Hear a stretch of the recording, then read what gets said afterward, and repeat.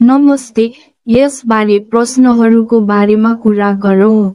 पहिले रोटीलाई चम्चामा कुच्नुहोस् र त्यसपछि मोजारेला राख्नुहोस् र त्यसपछि फेरि चम्चामा रोटी कुच्नुहोस्। अनि केचप, मोजारेला र पिज्जाका भागहरू राख्नुहोस् र त्यसपछि यो र त्यसपछि 2वटा हरियो खुर्सानी राख्नुहोस्।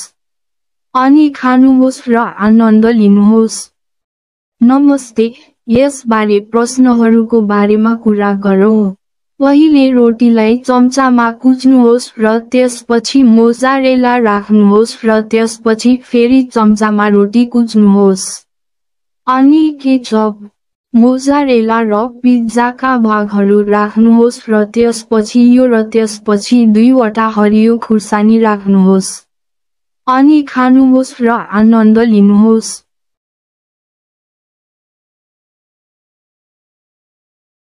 मोजारेला ब्रेड पिज्जा 3-2-1 पटकमा। Mozzarella bread pizza 3-2-1 पटकमा।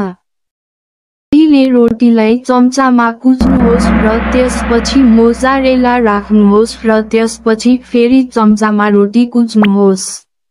अनि केचप, मोजारेला र पिज्जाका भागहरू राख्नुहोस् र त्यसपछि यो र त्यसपछि 2वटा हरियो खुर्सानी राख्नुहोस्। अनि खानुहोस् र आनन्द लिनुहोस्। पहिले रोटीलाई चम्चामा कुच्नुहोस् र त्यसपछि मोजारेला राख्नुहोस् र त्यसपछि फेरि चम्चामा रोटी कुच्नुहोस्। अनि केचप, मोजारेला र पिज्जाका भागहरू राख्नुहोस् र त्यसपछि यो र त्यसपछि 2वटा हरियो खुर्सानी राख्नुहोस्। अनि खानुहोस् र आनन्द लिनुहोस्।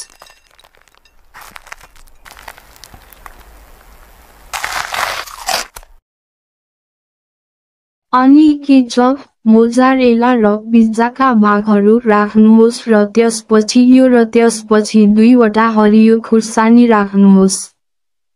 पहिले रोटीलाई चम्चामा कुच्नुहोस् र त्यसपछि मोजारेला राख्नुहोस् र त्यसपछि फेरि चम्चामा रोटी कुच्नुहोस्।